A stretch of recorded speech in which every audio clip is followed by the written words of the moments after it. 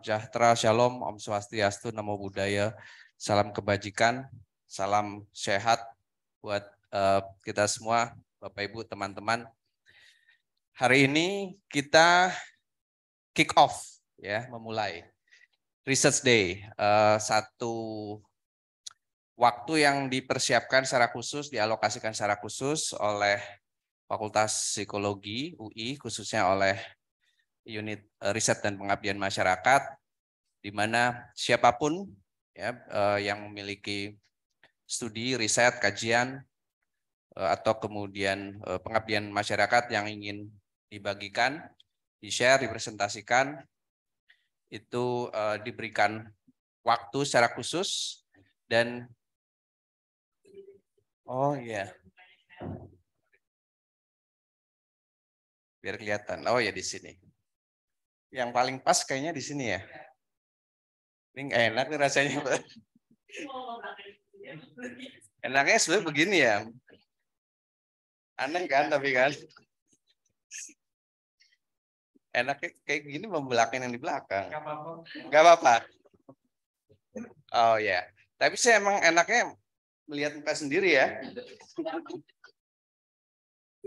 Narsis. Ya, tapi aneh juga loh bener. Begini kan biasanya kalau di kelas kan ke sana. Ya udah masa dibahas ya. Iya, oke. Lagi rusak. Ya, baik Bapak Ibu teman-teman, ini Research Day yang pertama di tahun 2023. Dan ini kebetulan kita kedatangan tamu jauh ya. Anggap aja begitu ya, Sarah ya. Ya, Bapak Ibu teman-teman sudah lihat di poster publikasi kegiatan kita hari ini yang akan sharing dengan kita, akan presentasi, memberikan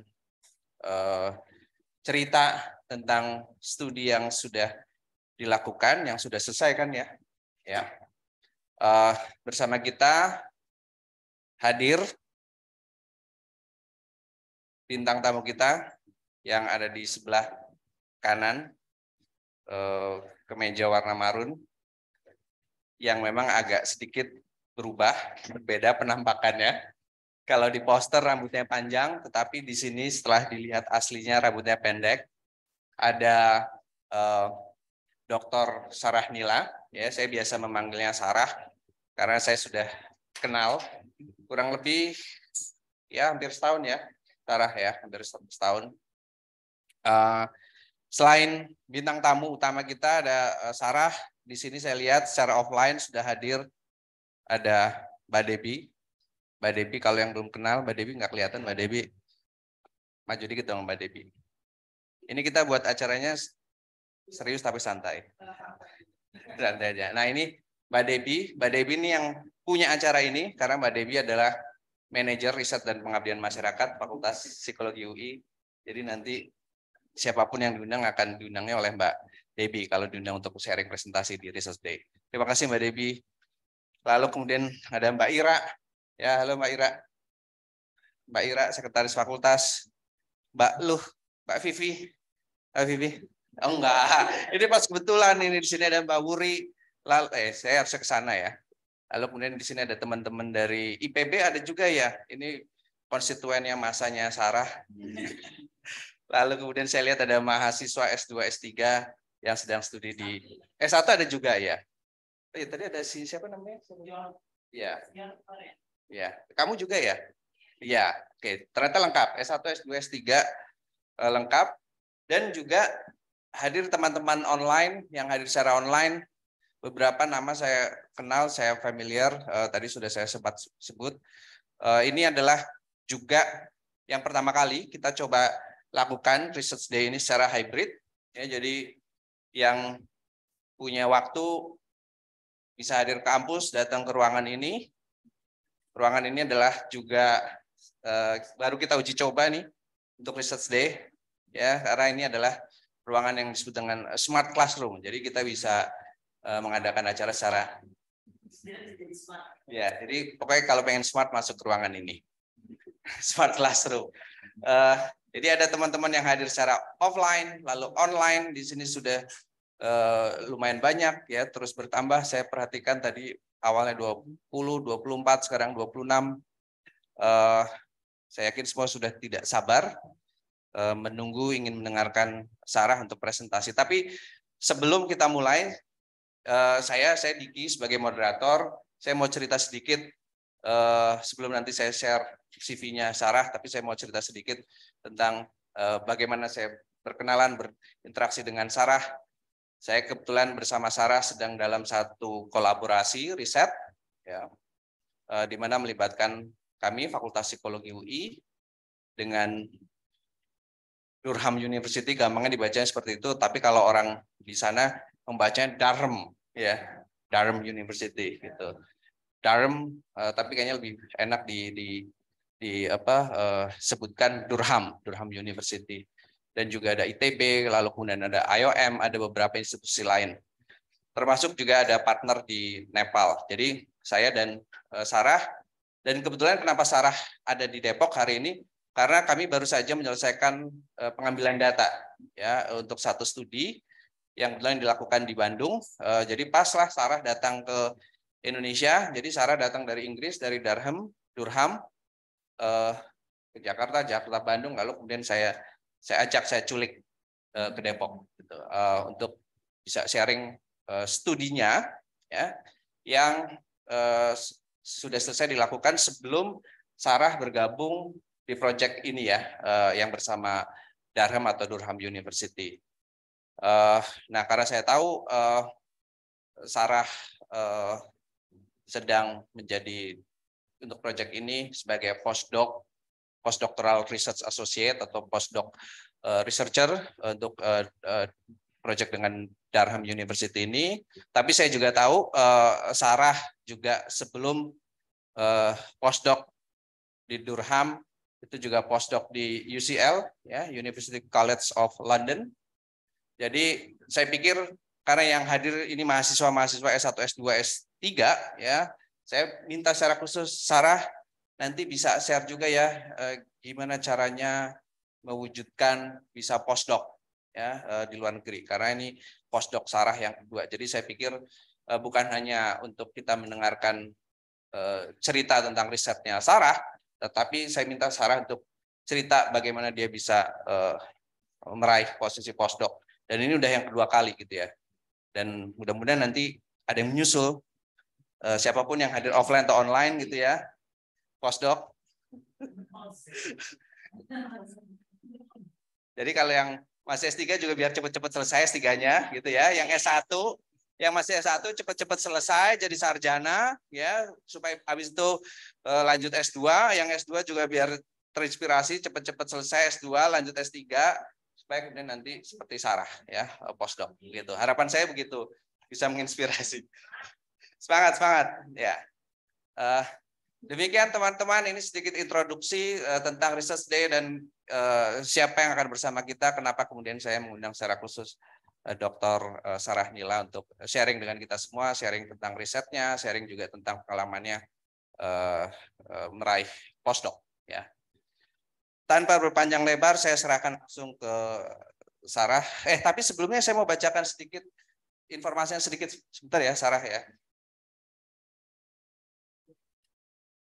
Ini ya, ada di sini. Tes nih.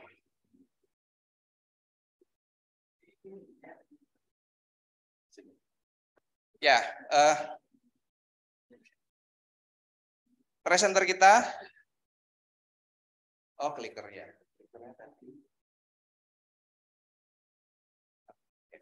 Ya, yang akan presentasi sharing di tengah-tengah kita adalah Dr. Sarah Nila. Karena saya pernah membaca CV-nya Sarah, ya, jadi saya tahu Sarah menyelesaikan studi S1, S2, S3 di Institut Pertanian Bogor, biologi, ya, jurusan biologi di Departemen Biologi. Lalu kemudian setelah menyelesaikan studi S3 di IPB, kalau tidak salah langsung atau setahun ya, langsung. Jadi setelah menyelesaikan studi S3 di IPB langsung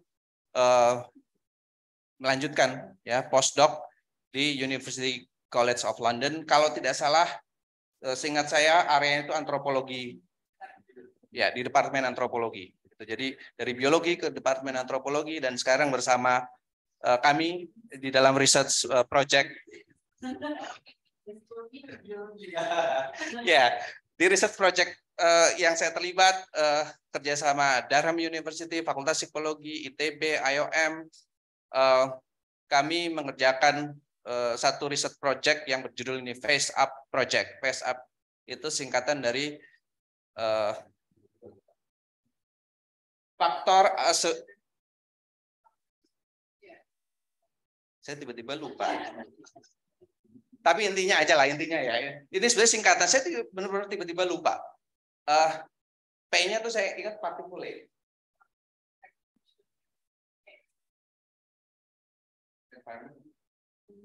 Ya pokoknya gini, ini sebenarnya akronim yang inti dari research project ini adalah kami topik besarnya itu tentang bagaimana polusi udara mempengaruhi kesehatan, ya khususnya anak, dan bagaimana pengetahuan kita tentang faktor-faktor sosiokultural anak dan keluarga itu bisa membantu kita merancang intervensi supaya keluarga dan anak dan orang tua itu termotivasi untuk melakukan upaya-upaya proteksi, ya perlindungan diri gitu. Kenapa ini ada teman-teman dari ITB? Karena teman-teman ITB yang kemudian mereka mengukur tingkat polusi udara, tingkat partikulat di udara, gitu ya. Lalu kemudian kami yang dari ilmu social science, dari ilmu social science dan behavioral science, termasuk antropologi, itu kami meneliti faktor-faktor sosiokultural, dan pada akhirnya nanti kami akan merancang intervensi dan juga menyusun langkah-langkah advokasi bagaimana supaya pemerintah mau melakukan tindakan termasuk kemudian merilis kebijakan yang bisa mendorong anak-anak dan keluarga itu lebih terproteksi dari polusi udara. Proyek ini ada 2 site, satu di Indonesia di Bandung dan satu lagi di Kathmandu di Nepal. Jadi ini memang multi country, multi institution. Oke, ini sedikit tentang Dr. Sarah Nila terlibat dalam proyek ini. Apa lagi ya, Sarah? Itu cukup, udah cukup lah ya. Ya, nanti bisa diobrolkan, ditanyakan pada saat sesi ngobrol-ngobrol, diskusi tanya jawab. Oke, dengan demikian saya berikan waktu dan tempat dan mic ini untuk Sarah. Silakan Sarah. Ini ya.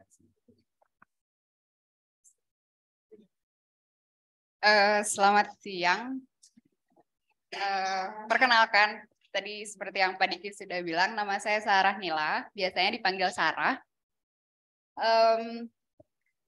Ya, saat ini saya bekerja di Inggris. Sebelumnya saya berdiri sini, saya punya contekan karena mintanya mendadak, jadi saya belum ngafalin. Jadi hari ini nanti saya akan sharing salah satu hasil studi dari mahasiswa bimbingan saya yang hari ini juga datang tentang relationship between social networking site dan empathy di adolescence di Indonesia. Terus yang kedua itu request dari Pak Diki untuk sharing bagaimana sih caranya agar bisa dapat posisi postdoc di luar negeri. Yang pertama itu adalah relationship between social networking sites and empathy among adolescents in Indonesia.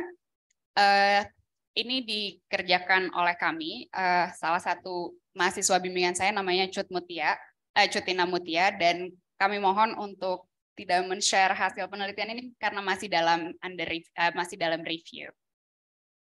Jadi situs jejaring sosial ini merupakan suatu platform aplikasi yang digunakan biasanya untuk membangun sebuah interaksi sosial, yang mana pada remaja saat ini itu kebanyakan mereka menggunakan platform ini untuk melakukan sebuah komunikasi atau interaksi atau pertemanan. Di beberapa studi sebelumnya, ternyata jejaring sosial ini mempengaruhi beberapa faktor psikologi seperti self-esteem, friendship closeness, social competence, mood, life satisfaction, and empathy. Empati merupakan sebuah kapasitas untuk memahami atau mengetahui perasaan orang lain yang ternyata terbagi atas dua komponen. Yang pertama adalah cognitive empathy yang berhubungan dengan pikiran dan pemahaman seseorang terhadap perasaan orang lain. Dan yang kedua adalah komponen affective empathy, yaitu berhubungan dengan perasaan orang lain. Selain itu, ada salah satu komponen yang berkaitan atau selalu beriringan dengan empati yang kita sebut sebagai simpati. Nah, simpati ini biasanya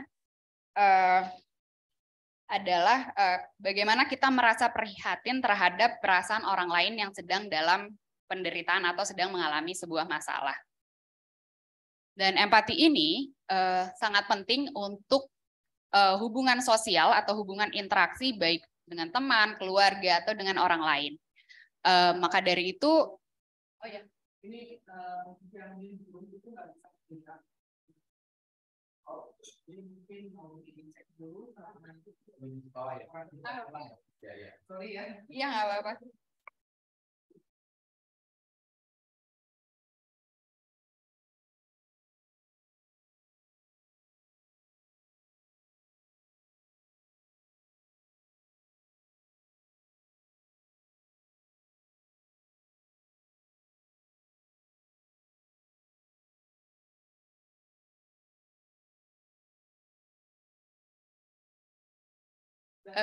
Kalau sekarang kelihatan nggak? Kalau saya next.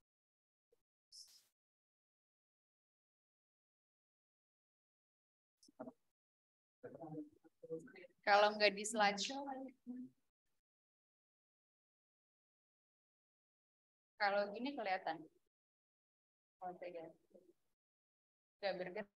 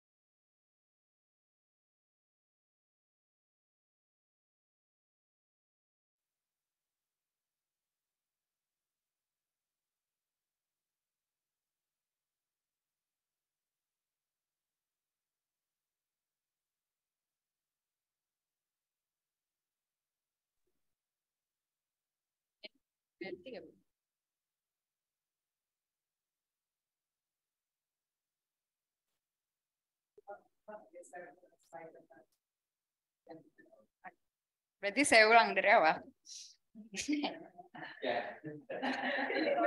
Nggak apa-apa. Ya, jadi saya ulang ya kakak-kakak dari awal. Jadi penelitian ini dilakukan oleh teman saya. Oh, no, Mas. Ya, saya bilangnya teman saya karena sebenarnya usianya nggak jauh beda, tapi dia masuk S2-nya baru, namanya Cutina Mutia, dan kami mohon untuk belum share hasil karena papernya masih under review. Jadi, situs jejaring sosial merupakan sebuah platform berbasis web yang digunakan untuk membangun sebuah relasi sosial antar dengan teman atau dengan individu lain yang jumlahnya kemudian meningkat, popularitasnya juga meningkat, terutama pada remaja, yang membuat mereka akhirnya lebih suka atau lebih banyak berinteraksi secara sosial, secara online. Maaf. Kemudian situs jejaring sosial ini dapat mempengaruhi beberapa faktor psikologis yang seperti self-esteem, friendship closeness, social competence, mood, life satisfaction, dan empathy. Empati merupakan sebuah kapasitas untuk memahami perasaan atau emosi seseorang yang ternyata terbagi atas dua komponen. Yang pertama yaitu cognitive empathy yang berhubungan dengan pikiran dan pemahaman terhadap individu lain. Yang kedua yaitu affective empathy yang berhubungan dengan perasaan orang lain.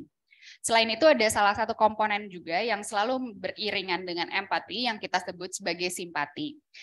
simpati merupakan perasaan prihatin atas penderitaan orang lain atau terhadap seseorang yang sedang mengalami sebuah masalah. Nah, empati ini seringkali berfungsi sebagai perekat sosial dengan teman, dengan keluarga, atau dengan orang lain, yang kemudian sangat penting perkembangannya dalam perilaku sosial pada remaja. Penggunaan situs jejaring sosial ini kemudian memberikan pengaruh atau memberikan benefit terhadap perilaku empati, yang mana semakin sering menggunakan jejaring sosial maka dapat meningkatkan perilaku atau semakin bisa kita memahami atau berbagi terhadap orang lain. Dan penelitian mengenai jejaring sosial dan empati ini ternyata sudah lumayan banyak dilakukan pada remaja di Western, tapi masih sedikit sekali di Asia, terutama di Indonesia itu ternyata belum ada. Sehingga penelitian kami mau melihat bagaimana sih hubungan antara jejaring sosial, situs jejaring sosial dengan empati di remaja di Indonesia. Penelitian ini telah dilakukan Agustus 2021 sampai Maret 2022 di 18 SMP dan 31 SMA di Indonesia dengan total partisipan 1.638. Kami menggunakan kuesioner Social Networking Time Use Scale atau SONTUS yang terdiri atas 29 pernyataan yang dijawab menggunakan 11 skala, di mana satu itu yang berarti not applicable to me during the past week. Jadi pertanyaan ini ditanyakan untuk 1 minggu terakhir. Dan semakin ke arah 11 artinya semakin applicable untuk individu tersebut. Kemudian nilainya dihitung berdasarkan 5 komponen yang ada di SONTUS, dan juga kami total keseluruhannya yang kemudian kami sebut sebagai nilai global atau global score, yang mana jika individu itu memiliki global score antara 5 sampai 9, maka individu tersebut termasuk ke dalam kategori low user, sedangkan semakin besar jika seperti lebih dari 19, artinya individu tersebut itu masuk ke dalam kategori extremely high user. Yang kedua, kami menggunakan kuesioner AMES untuk mengukur empati dan simpati dari para remaja. Ada 12 statement dari kuesioner ini yang diukur atau dijawab menggunakan skala 1 sampai 5. 1 itu never atau tidak pernah, dan 5 itu selalu. Kemudian nilainya kami hitung berdasarkan 3 skala, ada affective empathy, ada cognitive empathy, dan simpati. Analisisnya kita menggunakan RStudio. Kemudian hasilnya menunjukkan bahwa sebagian besar atau most of the respondents itu ternyata termasuk ke dalam average user. Di mana 17% itu laki-laki ternyata masuk ke average user dan perempuan itu 31%. Kemudian hasil ini ternyata sama seperti beberapa 2 studi yang telah dilakukan di adolescents di Bogor dan di Semarang. Yang kemudian ketika kita tanya untuk apa sih menggunakan situs jejaring sosial ini, nah 81% dari partisipan itu ternyata menjawab untuk berkomunikasi. Menurut Lee 2009, ternyata adolescents ini lebih suka menggunakan online platform untuk berkomunikasi karena mereka merasa lebih dekat dengan teman-temannya, dan juga mereka dapat memberikan support atau dukungan secara online kepada teman-temannya lebih baik.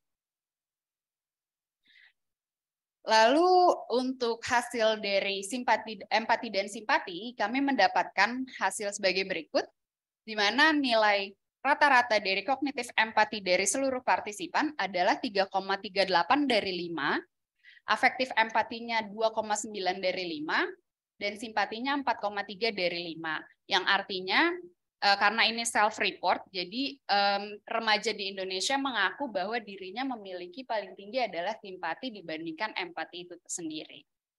Kemudian ketika kita melihat kita ingin melihat apakah ada gender differences dari empati dan simpati ini, kami menemukan bahwa ya ada perbedaan antara laki-laki dan perempuan dalam berempati, baik kognitif afektif maupun bersimpati. Di mana perempuan ternyata lebih tinggi dibandingkan laki-laki. Berdasarkan beberapa studi sebelumnya, memang hal itu telah dilaporkan bahwa perempuan itu ternyata lebih berempati dan bersimpati dibandingkan laki-laki.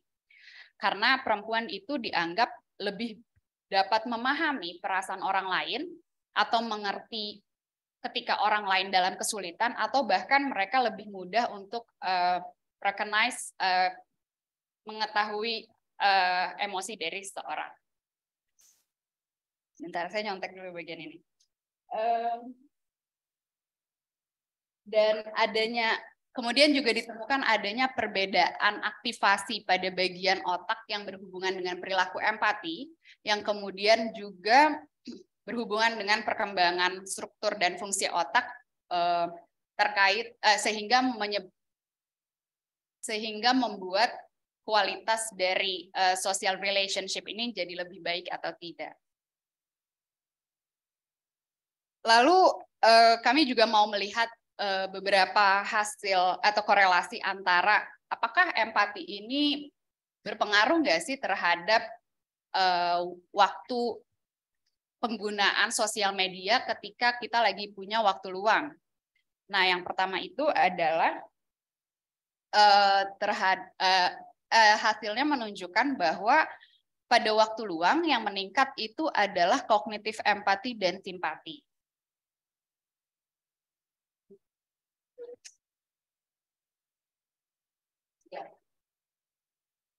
Jadi biasanya pada waktu luang kita itu cenderung melakukan komunikasi dengan orang lain, sehingga hal itu bisa meningkatkan kita memahami apa yang orang lain pikirkan atau orang lain rasakan, sehingga hal tersebut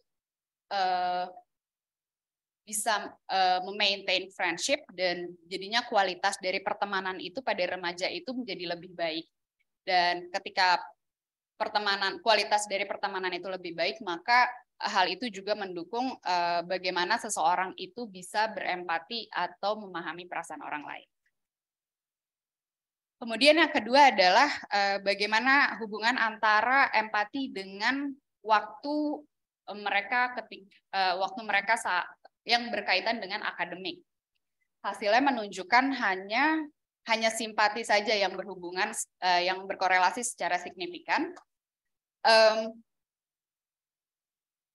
Jadi pada waktu misalnya ketika belajar atau melakukan bekerja kelompok atau seperti itu, maka remaja itu belajar bagaimana mereka mengetahui perasaan orang lain yang memiliki kondisi yang sama dengan mereka. Misalnya mereka kesulitan mengakses informasi melalui grup WhatsApp, atau mereka kesulitan dalam mencari informasi lewat internet atau lainnya, yang kemudian mereka belajar untuk bersimpati terhadap orang lain.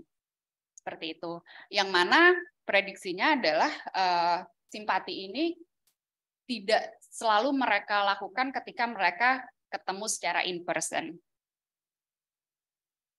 Terus yang ketiga adalah ada nggak sih hubungannya antara empati dengan waktu ketika mereka sedang mengalami sebuah masalah? Ternyata hasilnya menunjukkan ada korelasi yang signifikan pada kognitif dan afektif empati. Jadi ketika seseorang sedang mengalami masalah, maka biasanya orang tersebut itu membutuhkan dukungan secara emosional, di mana ternyata para remaja ini belajar bagaimana untuk memahami dan mengungkapkan atau melihat atau mengenali emosi atau perasaan orang lain ini melalui online. Yang juga mungkin hal ini itu mungkin tidak selalu mereka juga lakukan ketika mereka ketemu secara in person. Dan yang terakhir itu kita melihat bagaimana sih hubungan antara empati dengan nilai total dari penggunaan situs jejaring sosial. Hasilnya itu sama semua. Ini maaf ini kekecilan, jadi nilai p-value-nya sebenarnya di bawah 0,05 semua. Jadi seperti yang terlihat bahwa grafiknya itu naik ke atas, yang artinya korelasinya positif antara waktu penggunaan jejaring sosial baik dengan cognitive empathy yang paling kiri, kemudian affective empathy dan juga simpati. Dari hasil ini kami bisa menyimpulkan bahwa kebanyakan remaja di Indonesia ternyata termasuk ke dalam kategori pengguna rata-rata atau average user dari situs jejaring sosial. Dan remaja di Indonesia itu ternyata melaporkan dirinya memiliki simpati yang lebih tinggi dibandingkan kognitif dan affective empathy. Dan juga empati serta simpati ternyata memiliki korelasi terhadap social networking time use dari remaja. Terus yang kedua itu bagaimana sih bisa postdoc di luar negeri? Ini mungkin ada beberapa hal yang saya bisa sharing yang saat ini ada di kepala saya, tapi nanti kalau misalnya kakak-kakak ada pertanyaan, silahkan ditanyakan. Oh iya. Saya urusin kalau kita satu ini dulu ya, jadi kita fokus ke yang habis ini dulu, nanti baru kita lanjut yang topik kedua, segmen kedua.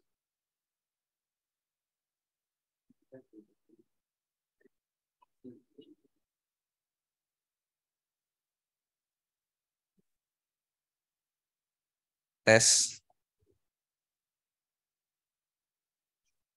Ya, harus begini ya. Terima kasih Sarah untuk bagian pertama dari sharing dari presentasi Sarah.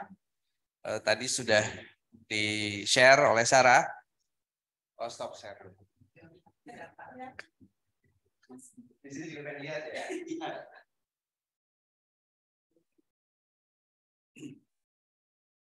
Ya, masih agak aneh sih sebenarnya ngerasanya begini, menghadapnya ke sana di kelas. Teman-teman, Bapak Ibu, kita sudah menyelesaikan satu segmen.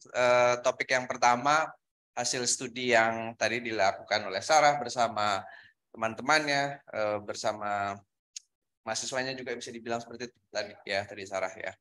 Oke, silakan jika ada pertanyaan dari teman-teman yang hadir offline ataupun online.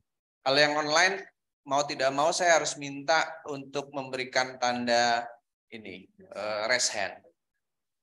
Supaya bisa terlihat dari sini. Oh, dari sini yang offline dulu ya. Ada lagi? 2? Oke, yang angkat tangan dulu. Saya berikan kesempatan. Sebutkan nama dan dari mana. Terserah mau dari mana aja, mau institusi atau status kemahasiswaan. Silakan. Terima kasih, Bang Diki. Ya. Saya Zakaria dari program S3. Ini tadi kan penelitian ini dilakukan mulai Maret 2021 ya. Agustus 2021 sampai Maret 2022. Di mana itu masih dalam masa pandemi ya di Indonesia, di mana hampir seluruh warga Indonesia, utamanya para pelajar itu memang dipaksa atau terpaksa menggunakan jejaring sosial gitu. Nah, dan tadi kan sebelumnya juga disebut beberapa penelitian sudah dilakukan di luar negeri, tapi di Asia apalagi di Indonesia belum. Nah, kira-kira ada kaitannya dengan itu atau tidak? Artinya bahwa kemudian masyarakat terpaksa dalam tanda petik itu belajar tentang empati dan sebagainya itu melalui jejaring sosial itu, di mana sebelumnya orang kan ya itu muncul dengan sendirinya ketika berinteraksi sosial secara langsung. Kira-kira itu aja, terima kasih. Terima kasih. Kita langsung ke pertanyaan berikutnya ya, penangkap berikutnya. Silakan. Terima kasih Mbak Sarah atas pemaparannya. Social networking sites ini dan di remaja itu menarik banget buat saya. Saya mahasiswa S3 psikologi di sini. Oke, pertanyaan saya ada 2. Yang pertama, tadi kan dikatakan bahwa ternyata dari hasil penelitian simpatinya lebih besar ya. Boleh nggak saya mendapatkan gambaran sebetulnya bagaimana sih gambaran, maksudnya dibilang bahwa mereka itu, gimana ya pertanyaannya, remaja dengan simpati yang tinggi itu seperti apa sih? Remaja dengan empati yang tinggi secara kognitif dan afektif itu seperti apa sih? Biar saya tuh bisa dapat gambaran dari hasil penelitian Mbak, sehingga saya bisa, oh ternyata kayak gini ya remaja di Indonesia, kayak gitu, lebih dapat gambaran seperti itu.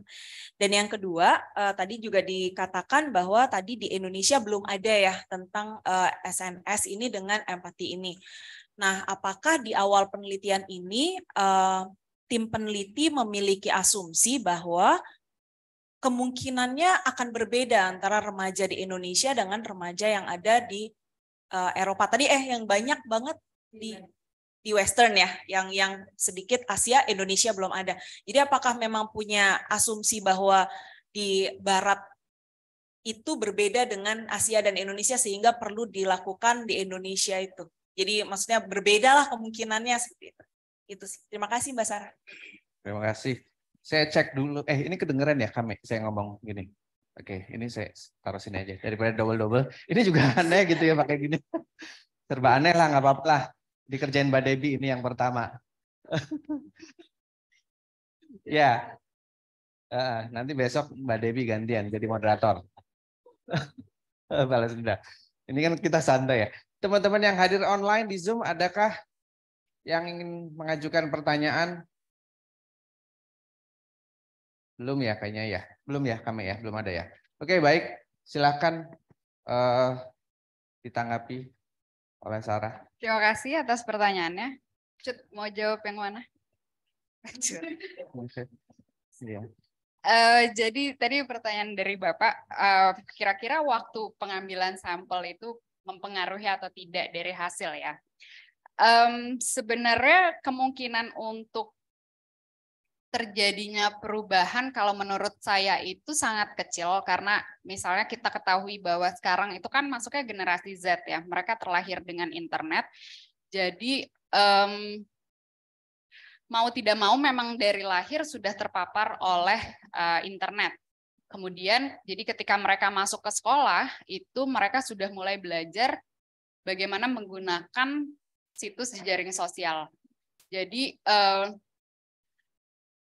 dengan kondisi online atau offline menurut saya hasilnya tidak begitu signifikan, tetapi kemungkinan besar kalau prediksi saya itu memang pandemi ini atau di mana remaja itu dipaksa atau kita semua terpaksa untuk menggunakan online platform itu memang akan meningkatkan. Dan dalam perkembangan empati itu jadi memang remaja itu ada di masa bukan di masa kritis, maksudnya remaja itu kan perilakunya kita masih berkembang sekali ya, di mana lebih mudah untuk belajar dibandingkan kita orang dewasa. Jadi dan remaja itu usia di mana kita itu belajar untuk bersosialisasi.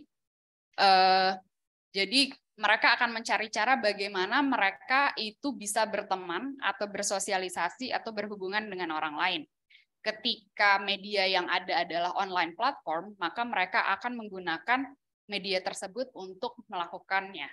Gitu. Jadi kalau saya background-nya evolusi, jadi bagaimana manusia itu survive di lingkungan, jadi mereka akan melakukan hal tersebut. Jadi apa yang ada di situ mereka akan menggunakan atau mengambil advantage dari hal tersebut.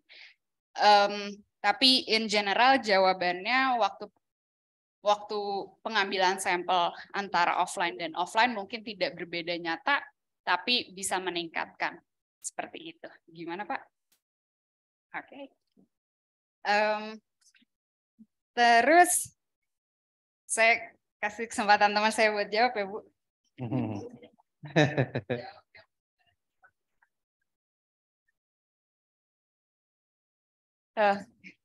Terima kasih pertanyaannya. Ini saya coba menjawab. Mohon maaf jika banyak kekurangan.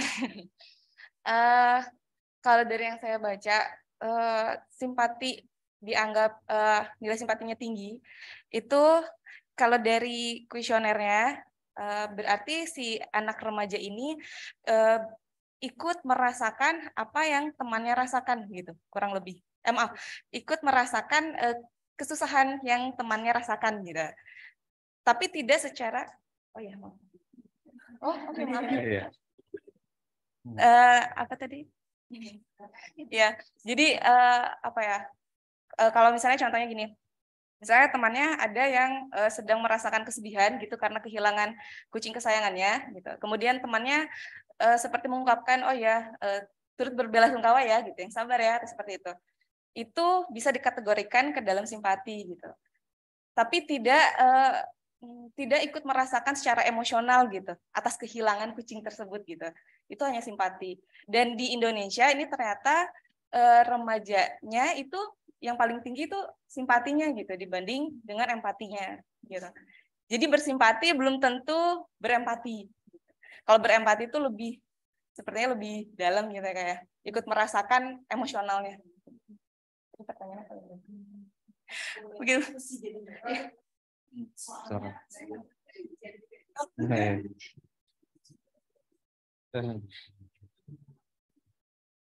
Ini diskusi ya. Iya. Itu udah on belum? Ya, ini menarik tadi jawabannya. Dipanggilnya Mbak Cut ya? Iya. Oh ya, Mbak Cut. Di sepemahaman saya itu jadi gini, kalau simpati berarti secara emosional ikut juga terlibat. Kalau empati terbalik. Kalau simpati tidak apa ya? Jadi kalau simpati hanya feeling for gitu. Tidak ikut merasakan emosinya gitu. Hanya seperti apa ya? Ya. Saya bersimpati. Hanya ya turut berbelasungkawa gitu, atau misalnya sedih tapi tidak tahu apa perasaan yang sebenarnya gitu. Tidak apa ya? Ya, soalnya tidak merasakan emosional. Kok pada pertanyaan simpati yang membedakan dengan empati itu juga. Simpati itu seperti saya merasa kasihan ketika melihat hewan yang disakiti begitu, atau kemudian saya merasa saya turut bersedih ketika teman saya kehilangan hewan peliharaannya, seperti itu. Terus kalau empati itu contohnya, kalau yang kognitif itu saya dapat merasakan, saya dapat mengetahui teman saya tidak bahagia ketika dia sedang berpura-pura bahagia. Itu empati kognitif. Berarti secara kognisinya yang ikut bermain gitu. Ini sekaligus menjawab pertanyaan Owena nih, nomor 1 nih, yang sedang direspon oleh Cut. Silakan, Cut, lanjut. Kemudian selanjutnya empati afektif itu lebih ke perasaan. Seperti contohnya, jika teman saya merasa marah, saya ikut marah. Gitu. Jika teman saya sedih, saya ikut sedih. Gitu. Misalnya seperti itu. Dan kalau saya tidak salah, empati itu akan lebih besar ketika kita bersama orang paling dekat gitu. Apa ya? Jadi terdampak secara emosional lebih besar di empati daripada simpati gitu. Iya, betul. Koreksi saya bila salah ya. Di kepala saya sebelum ini itu kebalikannya gitu loh. Karena kami di psikologi, saya psikolog anak gitu. Kami dididik untuk berempati, tidak bersimpati gitu. Jadi nggak tahu, makanya ini diskusi, mungkin ada sesuatu yang lebih baru lagi gitu. Jadi di saya itu ketika kita bersimpati secara emosional itu turut dalam sekali gitu. Jadi ketika misalnya kalau saya punya klien, si klien saya nangis, saya ikut nangis, itu bersimpati. Ketika empati, ketika klien saya nangis, saya paham bahwa dia sedang sedih, tapi saya tanda kutip agak berjarak gitu. Kami dididiknya seperti itu. Jadi saya melihatnya agak kebalik gitu. Makanya saya pada saat hasil ini dikatakan bahwa remaja ini lebih bersimpati, saya sebetulnya dua-duanya ya, mereka juga baik dalam empatinya, simpatinya juga baik, tapi simpati lebih gitu. Jadi saya berusaha untuk memahami, jadi pada kenyataannya itu remaja yang lebih tinggi simpatinya itu seperti apa gitu. Iya, jadi mungkin tadi yang Ibu contohkan itu, iya jadi kebalik. Jadi ketika saya melihat teman saya nangis, kemudian saya menangis, itu sebenarnya empati, bagian afektif empati, terus ada bagiannya lagi namanya personal distress. Gitu. Jadi sebenarnya kalau simpati itu biasanya kita melihat kayak lebih ke netral, maksudnya perasaannya bisa kayak tergantung individunya. Jadi dia bisa sensitif juga, tapi lebih ke bagaimana mengungkapkan apa yang kita lihat dari perasaan orang lain itu, tapi belum tentu kita merasakan. Jadi kalau jadi saya pakai kuesioner yang beda untuk orang dewasa sama Cutina. Cutina kan pakai yang untuk remaja. Kalau yang di dewasa itu kita ada pertanyaannya kayak I go into pieces ketika melihat seseorang misalnya mengalami bullying misalnya seperti itu. Jadi itu empati. Jadi yang Ibu contohin itu tadi sebenarnya empati. Gitu. Kemudian pertanyaan kedua tadi, ada asumsinya nggak sih perbedaan antara remaja di Indonesia dan di Western? Sebenarnya saya agak lupa ya waktu desain penelitian ini, cuman waktu itu biasanya kita nanya anaknya mau penelitian apa, terus karena saya waktu itu lagi postdoc penelitian saya tentang empati, kemudian ada 2 mahasiswa yang memang tertarik empati dan Cutina ini tertarik untuk remaja di Indonesia. Kemudian setelah searching ternyata belum ada datanya di Indonesia dan kita tidak berasumsi bahwa di Indonesia itu akan berbeda dengan di Western karena kita tidak melakukan pengukuran lainnya, misalnya kayak komparasi, misalnya di Western apakah misalnya mereka lebih sering menggunakan internet dalam belajar atau dibandingkan Indonesia. Jadi memang pure kita hanya mau melihat bagaimana sih di Indonesia ini. Terima kasih. Terima kasih. Ya, terima kasih. Sebelum tadi di sini ada yang angkat tangan, saya ini beri kesempatan yang sudah menuliskan pertanyaan dulu di kolom chat ya. Selain itu udah ada yang angkat tangan. Saya lihat ada Mas Iman dan Mbak Agnes. Ini ada pertanyaan dari Owena. Tadi kurang lebih yang pertanyaan pertama sudah terjawab ya. Yang kedua, apakah terdapat hal yang sama dan atau berbeda dari hasil penelitian ini dengan penelitian mengenai social media networking sites dan empati dengan remaja di luar Indonesia. Nah, ini kayaknya nyambung dengan apa yang terakhir tadi disampaikan oleh Sarah gitu ya. Mungkin ketika mengerjakan studi ini, mungkin juga pasti mereview ya, melihat penelitian-penelitian sebelumnya terdahulu di luar konteks Indonesia. Apakah ada gitu ya? Itu pertanyaannya. Silahkan.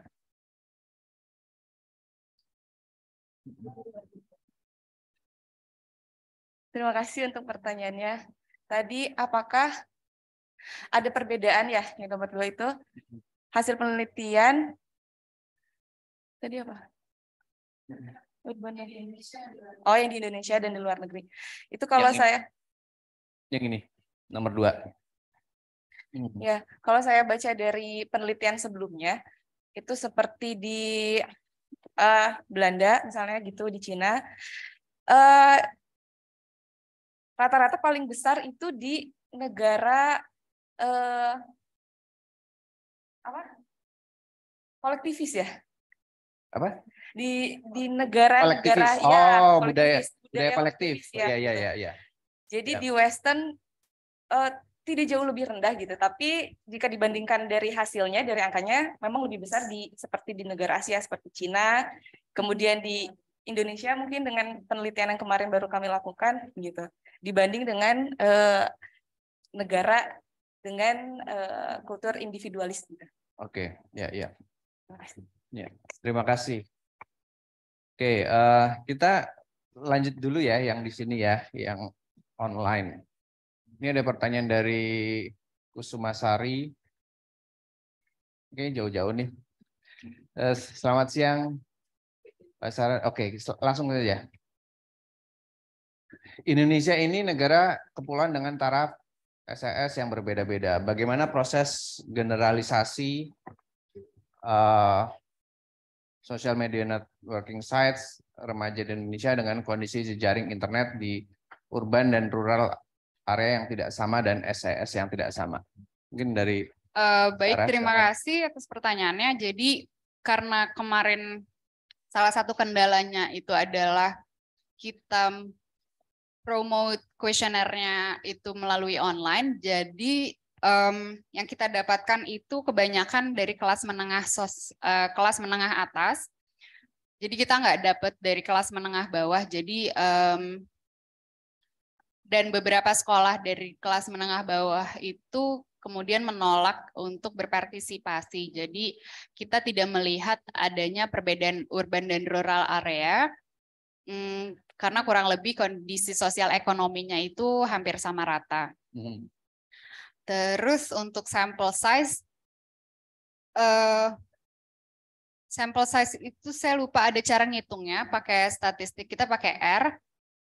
Tapi sebelumnya sih sebenarnya kita itu biasanya tidak menghitung sampel size berdasarkan populasi nasional, tapi kita hanya misalnya mengambil nilai minimal kayak minimal sekian sampel, atau biasanya kalau mahasiswa sekarang di IPB biasanya mereka menargetkan dirinya sendiri misalnya 2.000 sampel gitu. Jadi seperti itu. Jadi kurang lebih ini sebenarnya tidak dimaksudkan sebagai sebuah national survey gitu ya? Iya, Oke, risetnya bukan national survey. Tapi memang konteksnya adalah remaja Indonesia. Iya. Oke, ya. Oke, saya akan bolak-balik online ke offline dulu. Tadi sudah ada yang angkat tangan di sini. Silahkan. Nanti setelah itu saya akan kembali online.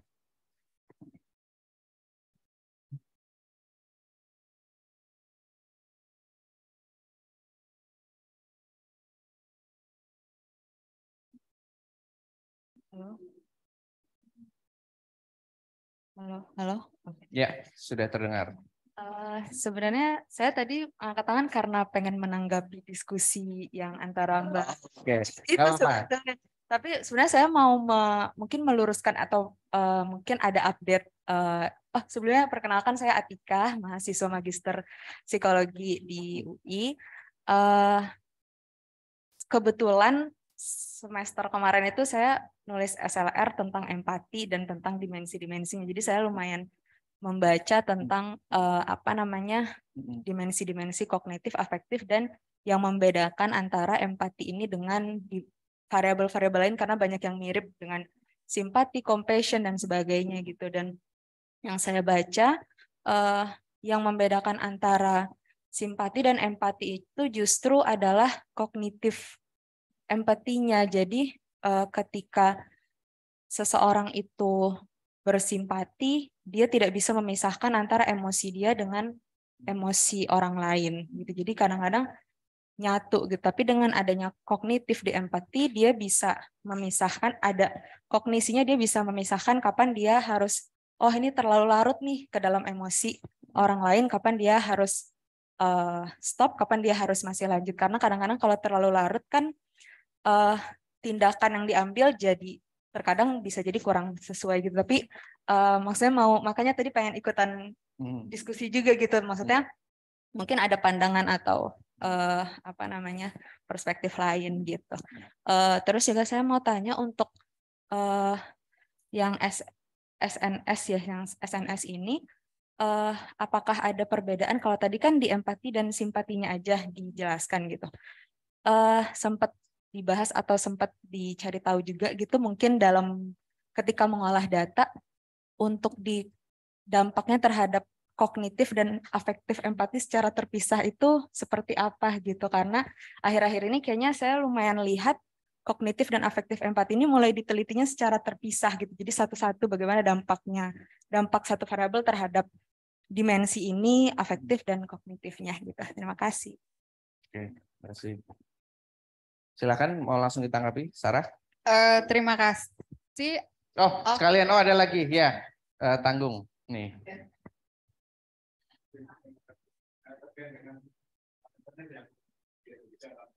Nama Dari mana? Saya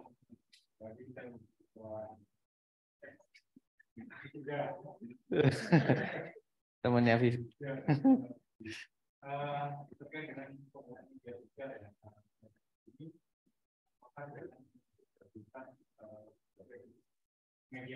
Jenis media.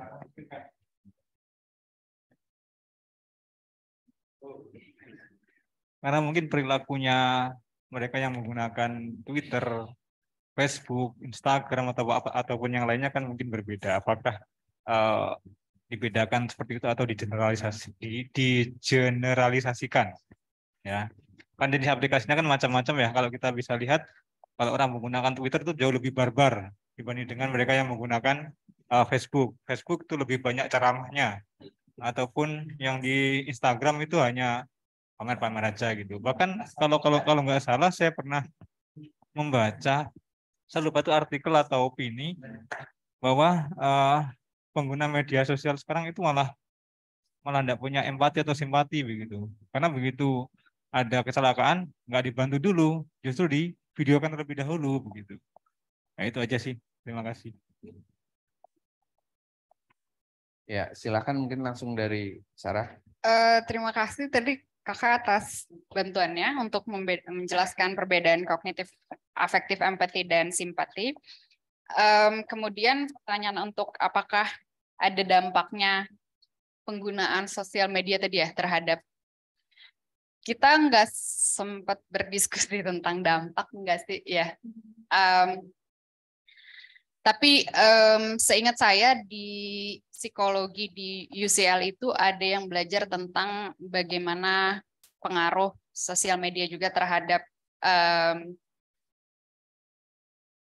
apa ya kayak kehidupan atau development dari anak-anak gitu. Tapi saya lupa. Seingat saya itu memang ada dampaknya secara negatif. Cuman tadi balik lagi, jadi karena generasi ini hidup dengan internet, beda seperti generasi saya, milenial, jadi mereka itu menggunakan, bagaimana mereka menggunakan platform ini untuk bertahan hidup. Jadi sepertinya memang masih ada positif dan negatif, dampak positif dan dampak negatifnya untuk mereka seperti yang tadi saya paparkan bahwa ternyata pada waktu luang dan pada waktu mereka sedang belajar, ternyata itu adalah waktu di mana mereka juga bisa develop empati mereka gitu, simpati mereka gitu. Jadi jejaring sosial ini tidak selalu buruk. Beberapa ada beberapa penelitian yang juga menyebutkan bagaimana positifnya kita belajar dari sosial media ini. Cuman memang untuk generasi yang memang tidak terlahir dengan internet, mungkin kita sulit melihat persepsi dari generasi Z ini gitu. Terus tadi pertanyaan dari Bapak, kira-kira jenis media. Kebetulan memang biasanya kita nanya jenis media platform apa aja, jadi ditanya Facebook, WhatsApp, Line, Twitter, Instagram, TikTok, gitu. Jadi kita tidak mengeneralkan seluruh sosial media, tapi kita tanya mana yang mereka punya paling banyak. Kemarin dianalisis, nggak dianalisis, tapi ada beberapa student dari lab kami yang sebelumnya itu biasanya mereka analisis jenis sosial media apa yang paling banyak digunakan oleh remaja. Tapi untuk studinya Cutina ini ternyata kita nggak analisis gitu. Jadi mohon maaf saya belum bisa jawab pertanyaannya. Tapi terima kasih ya. Oke. Ya terima kasih. Tadi saya lihat sebenarnya angkat tangan Mbak Agnes, tapi ternyata Mbak Agnes ada agenda lain, jadi harus sudah meninggalkan forum online-nya. Jadi tadi saya lihat ada Iman, Mas Iman. Yes. Silakan. Salam kenal Mbak Sarah. Terima kasih paparannya dan Mbak Cut juga. Sebetulnya yang mau saya sampaikan barusan udah diulas juga tuh oleh siapa yang barusan tadi yang magister juga tuh mengulas soal empati dan simpati. Ya. Jadi Mbak Vivi sebetulnya kebingungan serupa tuh juga terjadi pada saya dulu, Mbak Vivi, karena saya juga ngajar konseling, kemudian dihadapkan pada literatur yang makin ke sini makin mencoba untuk membuat pemahaman empati simpati itu jadi jauh lebih, kalau saya bilangnya ya, jadi jauh lebih jelimet dan jadi jauh lebih mendetil. Padahal sebenarnya nggak usah. Kalau tadi diasumsikan kebalik, enggak. Yang penting sebenarnya tadi udah disampaikan tuh bahwa kalau empati itu kita berbatas. That's it. Memang pada simpati itu ada pergeseran sih Mbak Vivi, penjelasan itu dari yang awal ke yang sekarang. Kalau yang sekarang kan dibahasnya sebagai apa tuh tadi kognitif empati ya. Jadi orang tuh mesti mikir juga sekalipun itu perasaan, tapi orang kalau bisa berpikir dia memproses secara secara logika mana yang saya mesti tunjukin, mana yang saya mesti batasin, maka itu kemudian jatuh pada pada bentuk empati. Sementara kalau kita udah nggak pakai mikir lagi itu simpati. Sebetulnya memang jadi ke situ sih arahnya. Cuman memang sekarang jadi pakai ada kognitifnya dan lain sebagainya. Dan sebagainya. Hanya untuk meluruskan aja bahwa itu nggak berbeda kok Mbak Vivi. Cuman memang banyak banyak terminologi yang kemudian merumuskannya jadi jauh lebih jelimet. Itu aja. Nggak kok nggak berubah. Thank you Mas Diki, itu aja sih. Jadi tadi udah kejawab kok sebenarnya. Ya, terima kasih responnya, tanggapannya Iman. Ini saya juga mau share. Itu pernah itu ada diskusi lumayan panjang di grup WhatsApp-nya psikologi sosial. Ya kurang lebih seperti konseptualisasi yang berbeda seperti yang kita pahami dulu gitu tentang empati dan simpati. Jadi memang ternyata studi simpati empati ini terus berkembang, terus makin detail, jadi makin rumit gitu ya. Ya dulu waktu pas kita kuliah kan intinya gitu. Pokoknya kalau simpati itu masuk ke dalam gitu ya gitu. Dalam praktek psikolog gitu jangan sampai bersimpati gitu, cukup sampai empati gitu ya. Nah itu yang dulu kita dapat ya waktu kuliah gitu. Ternyata kemudian memang perkembangannya juga saya baca dari presentasi ini gitu ya, makin detail, mungkin juga makin kompleks ya, kan antara yang kognitif sendiri, afektif sendiri gitu ya. Dan artinya sebenarnya ini menambah informasi buat kita ya presentasi hari ini gitu ya, bahwa memang studi-studi empati, simpati itu terus berkembang dan makin kompleks gitu, makin rumit. Terima kasih. Dari online ada lagi? Tidak ada ya. Oke, ini ada chat, coba saya lihat. Siapa tahu chat. Oke, respon balik dari online. Dari teman-teman, Bapak Ibu yang ada di sini, ada lagi? Tidak ada? Kalau begitu kita bisa masuk ke segmen yang kedua, ya. Saya persilakan lanjut ke segmen yang kedua. Ini ya. Ini kan tadi ya.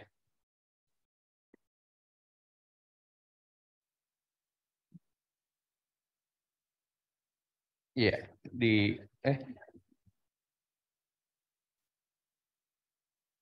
ya, oke. Saya udah bisa lihat di ya. Kemudian ini mau sharing beberapa mungkin tips kali ya. Saya juga sebenarnya nggak tahu ya apa yang harus saya bilang. Jadi ini ada beberapa hal yang mungkin bisa membantu kakak-kakak di sini yang setelah S3 kemudian mau postdoc. Jadi tadi yang sudah Pak Diki jelaskan bahwa seluruh studi saya dilakukan di Departemen Biologi di IPB. Terus saya selesai, jadi sebenarnya sebelum saya selesai S3 itu 2 bulan, sekitar 2-3 bulan sebelum saya ujian, itu kemudian saya ditawarkan untuk posisi postdoc di UCL. Jadi 2020 saat pandemi, jadi pas banget saya datang, kemudian 2 minggu kemudian itu lockdown, itu saya ada di London. Terus setelah itu saya betah, jadi kemudian saya cari posisi lagi di sana. Terus sebentar, di sini belum berubah ya, kami ya? Memang agak delay. Oke, berarti bisa lanjut terus ya. Kemudian karena betah, jadi saya masih stay di UK sampai saat ini. Hal yang pertama yang bisa saya share adalah mungkin berdasarkan pengalaman saya, jadi ini sangat membantu ketika saya memiliki beberapa pengalaman, walaupun pengalaman saya belum banyak, untuk bekerja dengan peneliti lain. Belum. Oh, belum ganti. Coba sebentar, jangan harus kayak tadi. Mana ya tadi ya? Boxer ini.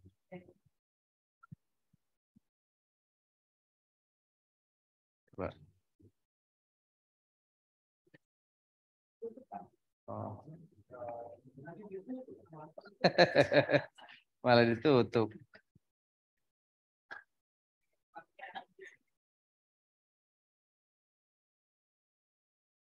Ini di sini. Ke atas. Jangan dulu. Oh, itu kelas dulu.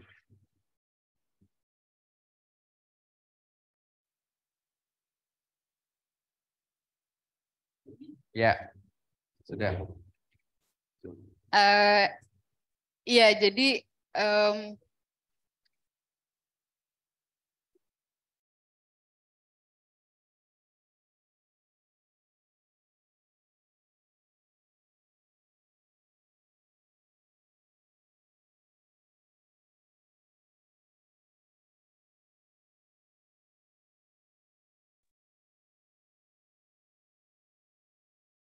ini belum muncul tapi di sini.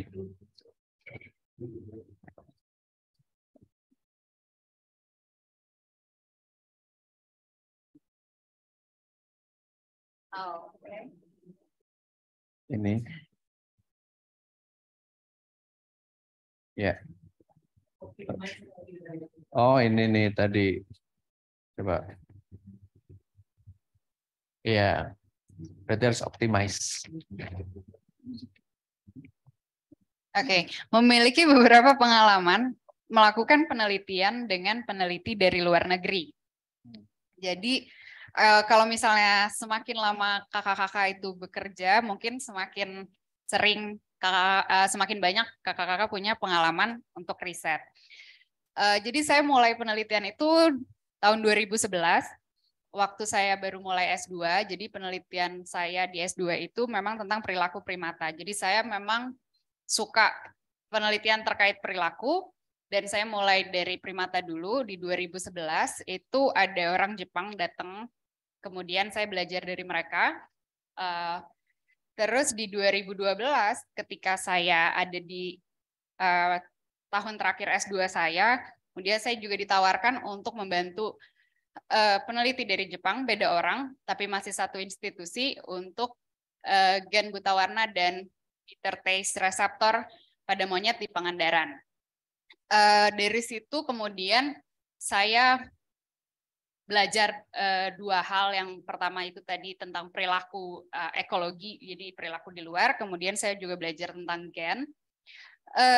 Terus abis itu ternyata saya suka banget nih sama riset gitu kan.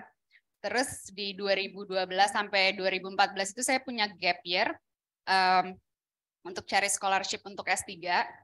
Sempat ditolak banyak scholarship. Terus di tahun 2014 saya ketemu sama peneliti dari Perancis. Saya juga ditawarin untuk bantu mereka penelitiannya tentang hipotesis skin selection. Jadi bagaimana individu itu menyupport anggota keluarga lainnya.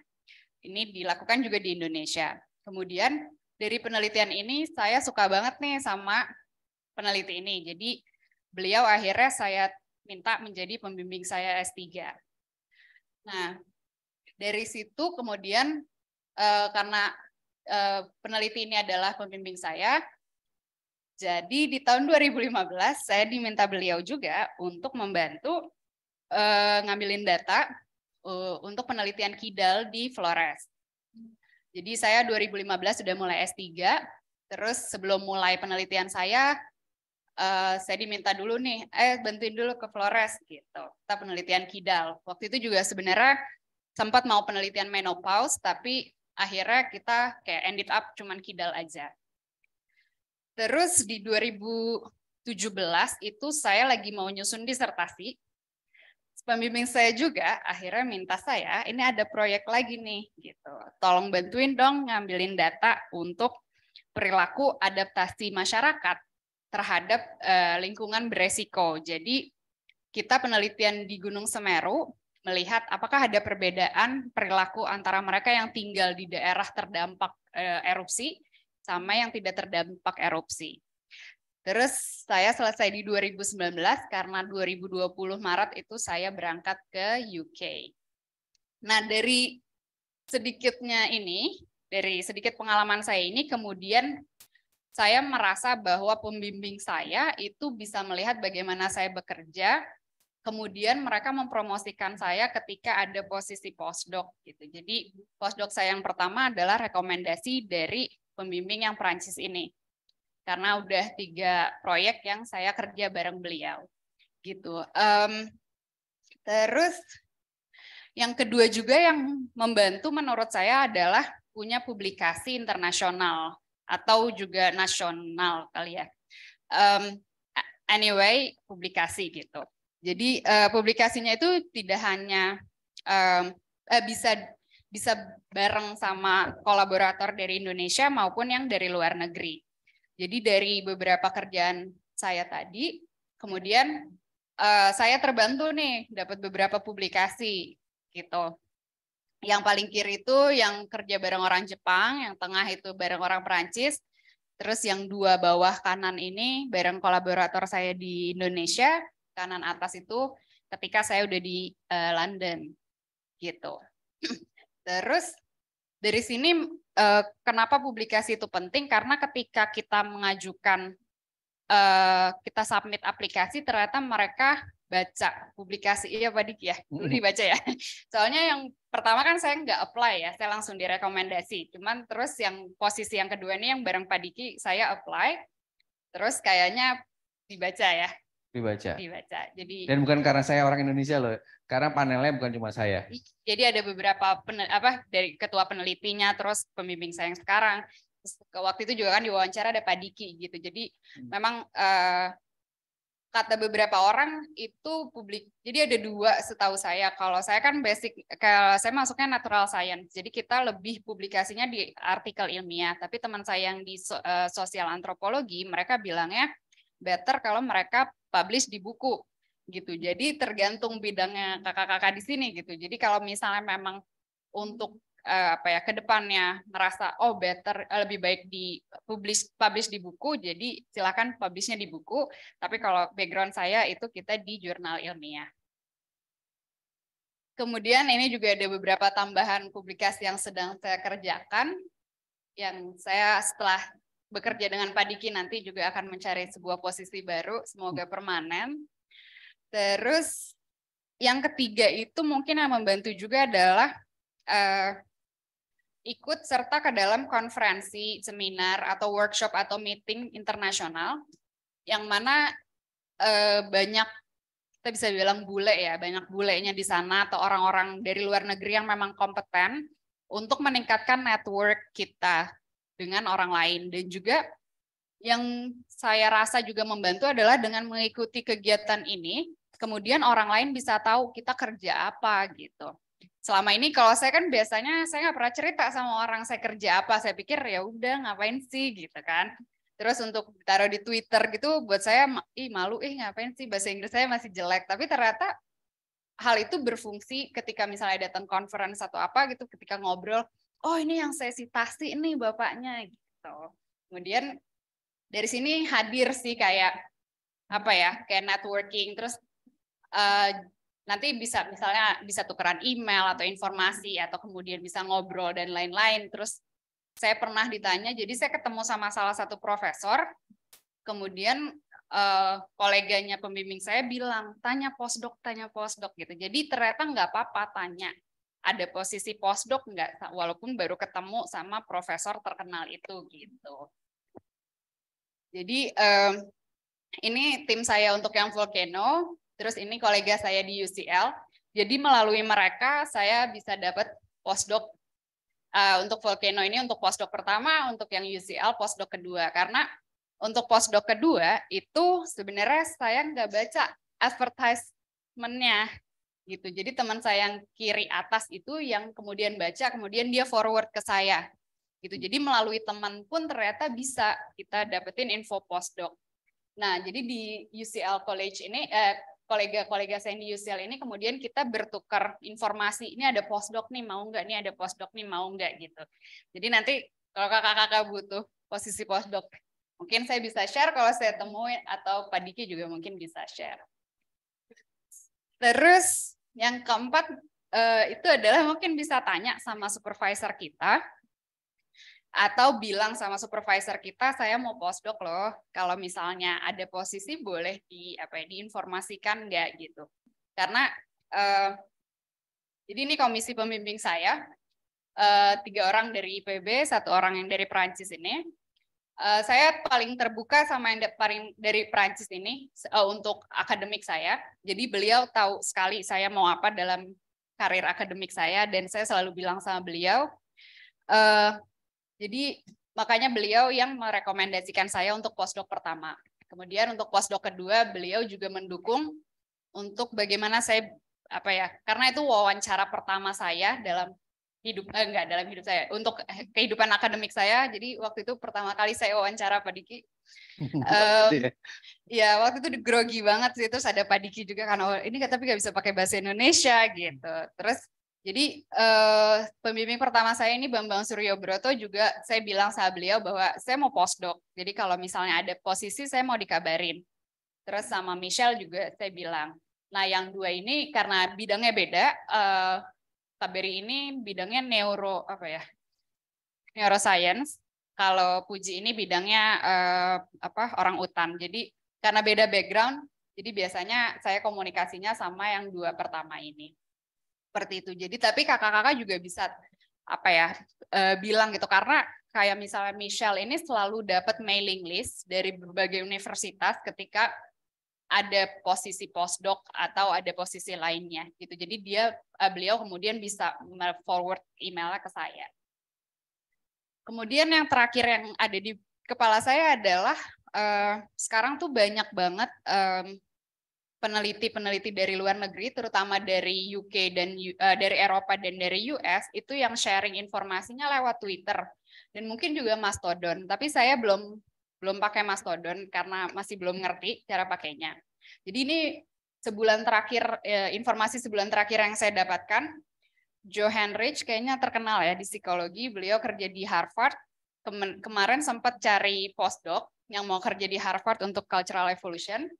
Terus ini juga Boris juga. Jadi banyak peneliti-peneliti yang memang sharing taruh informasi atau taruh lowongan kerjanya via Twitter. Kemudian mereka akan share juga linknya, yang kemudian ketika kita buka linknya itu nanti kita bisa baca requirement-nya apa aja gitu. Jadi hal ini juga yang saya dapatkan dari teman saya untuk posisi postdoc saya yang sekarang gitu. Jadi dia forward dari Twitter ke saya, terus biasanya kalau di UK kita bukanya jobs.ac.uk gitu. Dan biasanya posisi ini tidak terbatas nasionalitasnya, bener kayak bahasa Indonesia, nasionalitasnya ya.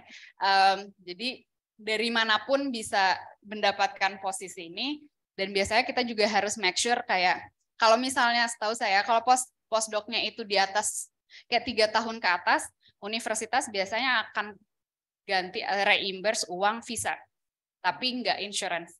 Dan sebenarnya yang lebih mahal adalah insurance-nya gitu. Tapi lumayan lah ya gitu. Tapi kalau postdoc-nya di bawah 3 tahun, jadi misalnya yang pertama saya cuma 2 tahun, visa dan insurance itu saya bayar sendiri. Seperti itu. Tapi sebelumnya saya mau terima kasih dulu sama Pak Diki, ya, sama Fakultas Psikologi atas kesempatannya hari ini. Ya, terima kasih. Terima kasih. Ini silakan kalau ada pertanyaan terkait dengan segmen topik kedua postdoc, baik yang di sini maupun yang online. Yang S1 juga boleh loh kalau udah merancang path ini ke depannya seperti apa. Ada yang mau bertanya? Silakan. Ini pengalamannya hands on soalnya langsung dan orangnya hadir langsung. Vivi gimana, Vi? Ya, Vivi boleh tanya, silakan, Vi. Ya, silakan, Vi. Oh, pakai itu. Mbak mau nanya untuk tadi pada saat Mbak cerita tentang S3 ya, karena saya lagi menderita di S3 nih, jadi saya perlu asupan-asupan nutrisi nih kayaknya. Ini bukan cuma yang disertasi, yang tesis juga nih. Jadi tadi kan Mbak bilang kalau pada saat S3 itu ada project-project dari yang dari Prancis ya, itu adalah part of your dissertation atau itu adalah sesuatu yang di luar dari sana gitu. Karena kalau tadinya saya mikirnya gini, oh iya ada project itu, terus Mbak ngerjain nih di luar dari disertasi gitu. Kok tepat waktu gitu ya. Jadi kok kayaknya saya merasa terintimidasi nih. Boleh diceritakan, Mbak? Ya, jadi proyek itu adalah di luar disertasi saya.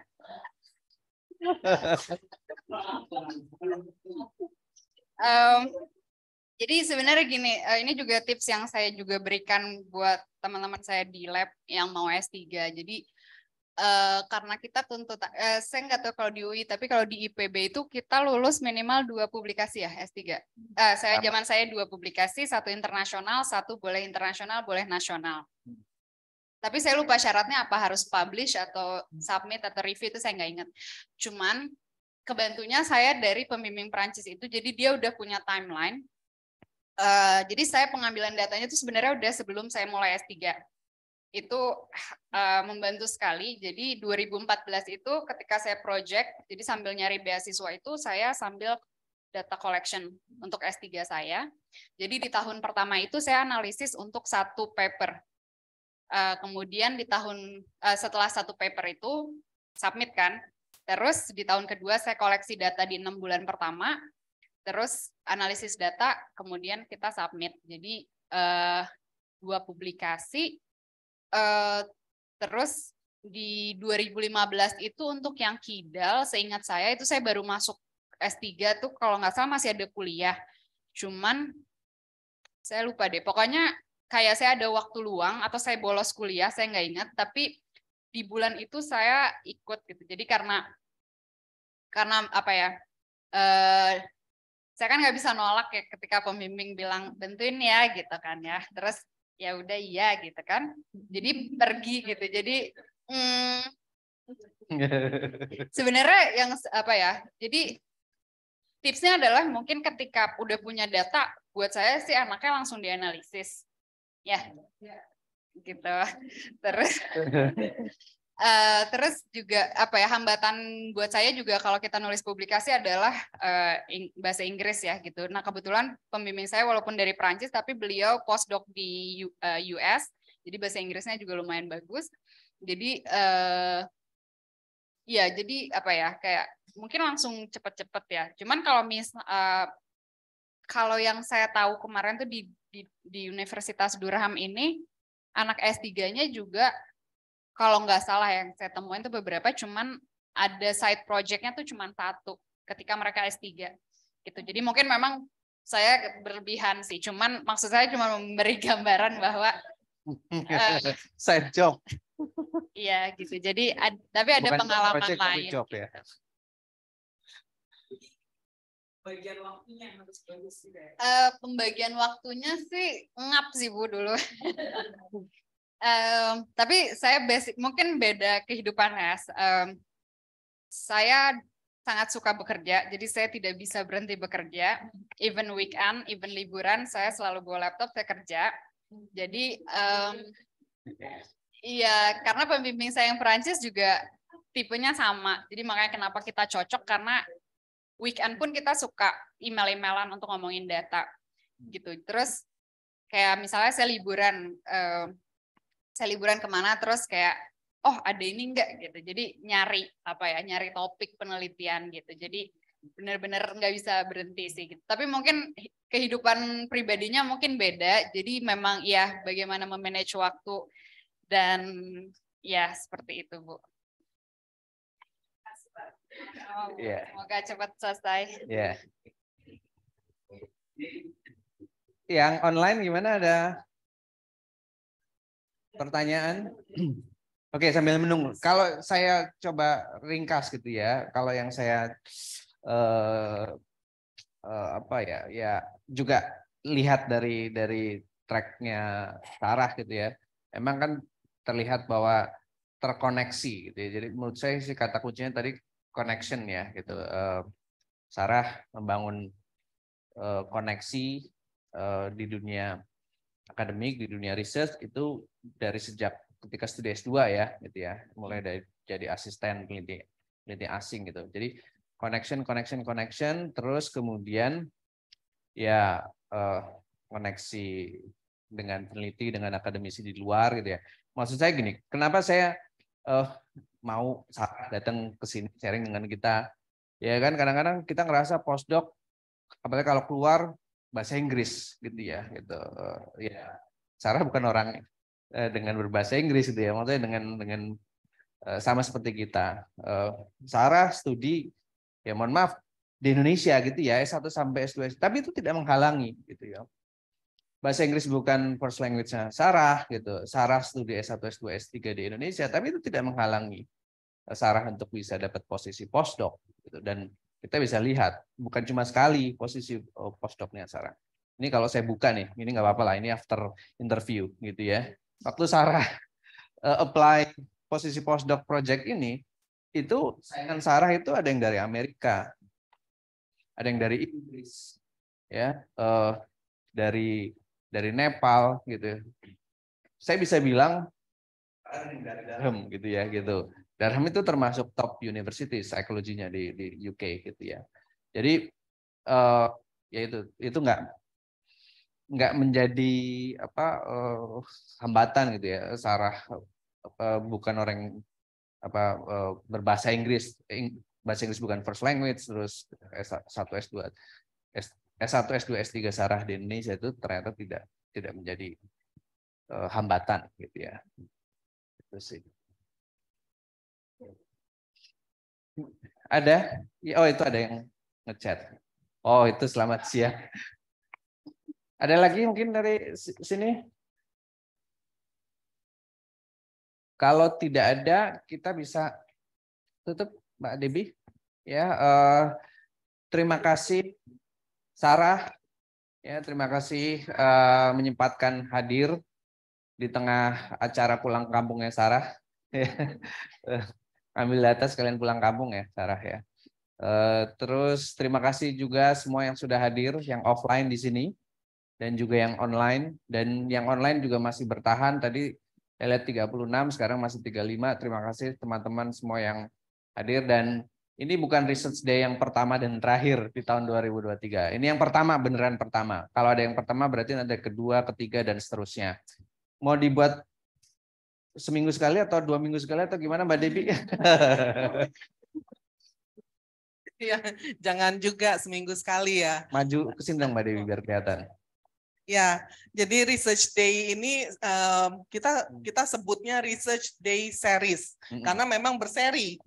Jadi ini kita laksanakan setiap bulan. Jadi mungkin Bapak dan Ibu kita undang untuk setiap bulan itu ikut di dalam Research Day Series ini. Kami juga sebetulnya mengundang mahasiswa-mahasiswa S3, Mbak Vivi, Pak siapa tadi, untuk presentasi di sini boleh Pak. Gitu. Jadi untuk memperoleh feedback masukan dari umum dari publik tentang apa namanya risetnya gitu. Jadi itu boleh banget. Apapun tentang riset itu kita lakukan dan kami memiliki waktu yang tetap untuk Research Day Series ini. Setiap bulan di minggu ketiga hari Jumat jam 13.30 ya sampai jam 15.30. Jadi selama 2 jam kita biasakan untuk melibatkan semua sivitas akademika baik dosen maupun mahasiswa untuk ikut. Nah, sekarang kita punya Smart Classroom. Kita akan kalau bisa menyelenggarakannya secara hybrid. Ada yang mau di sini pengen ketemu sama narasumbernya atau narasumbernya dari luar juga boleh. Dari Zoom kita nobar di sini gitu. Ya, begitu untuk Research Day Series. Dan untuk bulan Februari kami belum ada loh. Mungkin Pak Bapak mau Langsung. Ya, jadi nanti kami akan mengumumkan barangkali di KRKR ya peluang untuk mengikuti Research Day Series ini. Begitu, Pak Diki. Ya, siap Bu Debbie, Mbak Debbie. Sekilas info tentang Research Day yang akan menjadi seri. Jadi karena seri akan rutin, reguler. Nah, ini adalah pembuka di tahun 2023 dengan Sarah sebagai presenter dan terus ikuti ya. Kita punya Twitter nggak punya RPM nggak ya? Instagram. Ya, yang pasti nanti kalau kita akan menyelenggarakan Research Day, kita akan informasikan ya di platform-platform media sosial yang ada yang dimiliki oleh fakultas ya. Dan ini bisa peneliti, bisa dosen, ya bisa mahasiswa untuk share hasil penelitiannya, studinya untuk kemudian didiskusikan bersama gitu. Ya, ini saya tadi dapat titipan pesan buat teman-teman Bapak Ibu yang hadir secara online. Masih belum banyak yang mengisi daftar hadir, silakan mengisi daftar hadir. Linknya sudah disediakan, ada di kolom chat. Sekali lagi terima kasih semuanya. Ya, sampai ketemu lagi di Research Day Series yang akan datang. Selamat siang. Wassalamualaikum warahmatullahi wabarakatuh.